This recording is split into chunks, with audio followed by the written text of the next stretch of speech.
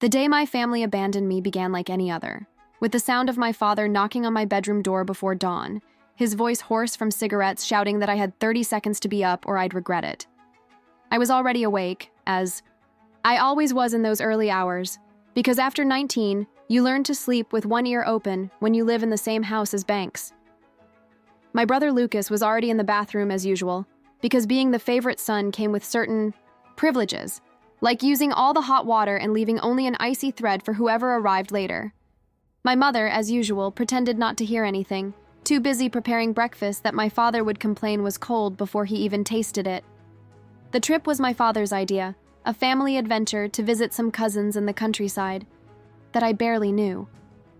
In truth, I knew it was just another one of his sudden manias, those fleeting obsessions that lasted just until the moment he got tired of them and started blaming everyone else for convincing him to do it.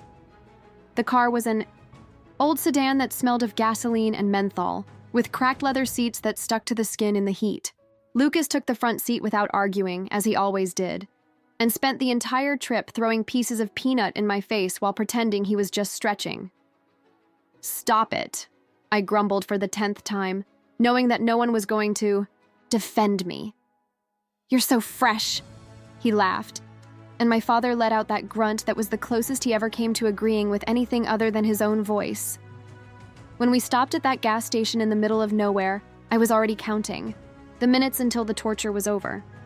The place seemed to have been forgotten even by time, a rusty sign flashing irregularly, 2 gas pumps that must have been older than me, and a skinny dog sniffing for scraps near the filthy toilets. "Go and buy a soft drink," my father ordered, dropping a $5 into my lap as if he were feeding a pigeon. I didn't want a soft drink, I wanted to get out of there, but I obeyed, because that's what I did. I obeyed. Inside the gas station, the air conditioning hummed faintly, barely, masking the smell of mold and old gasoline. The clerk, a guy who looked like he'd seen too much to be surprised by anything, didn't even look at me when I grabbed the cheapest bottle of soda I could find. I stood there for a minute longer than I needed to, taking deep breaths, postponing the inevitable return to the car. When I finally got out, bottle in hand, the parking lot was empty. At first, I thought it was a joke. They were going to turn around and come back laughing, calling me a fool for having fallen in. I stood there, my eyes fixed on the bend in the road, waiting for the beige sedan to appear again. 5 minutes. 10. 15. The sun was high now, burning the back of my neck, and the bottle of soda in my hand was getting hot. The gas station attendant came out and looked at me with an expression of pity and suspicion. "Are you expecting someone, young man?" "Yes, some friends," I lied, and he nodded. But I saw the way his eyes traveled over my sweaty t-shirt, my worn-out sneakers, the look of someone who has seen many bad stories begin like this. When it got dark, I went into the bathroom and washed my face, staring at my reflection in the stained mirror. My eyes were red, but I hadn't cried. What do you do when no one in the world wants you around? The answer came without me having to think. You disappear. The first ride I took was with a truck driver who smelled of coffee and tobacco. He didn't even ask my name, just shook his head when I said I needed to get to the next town. "Everyone has to get somewhere," he said between puffs of his cigarette, and I agreed, even though I didn't know where the hell I was going. 2 days later, I was in a town big enough to hide in, small enough that no one was looking for me.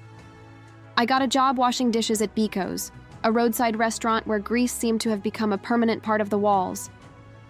The owner, a grumpy old man called Seo Tian with more tattoos than teeth, paid me in cash and let me sleep in the stockroom, on top of sacks of rice that smelled of mold.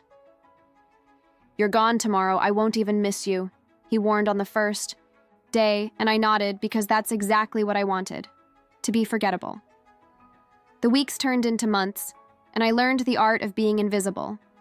My name was whatever I came up with on the spot.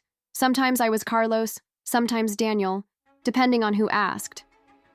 My story was a mosaic of pieces stolen from bad movies and books I read hidden away in the public library.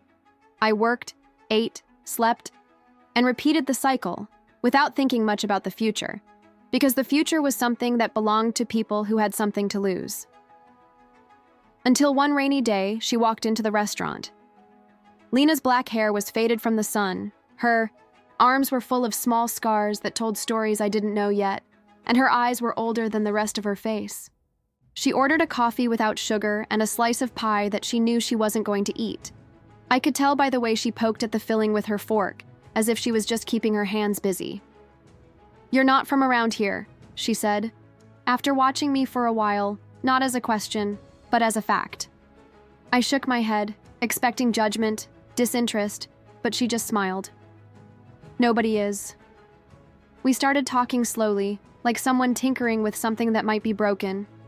She told me that she had left home when she was 17, that she worked fixing cell phones in a little shop downtown, that she liked to read old books she found in thrift stores because used books have stories inside them. I didn't say anything about my family, just that I had nowhere else to go.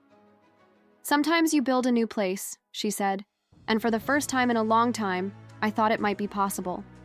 When Seotiong said goodbye because he needed a place for a friend's nephew, it was Lena who showed up with a bag of clothes and an address written on a piece of paper.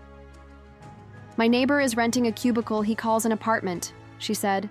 "It's small, smelly, and there's a leak in the bathroom, but share it with me as it's cheaper."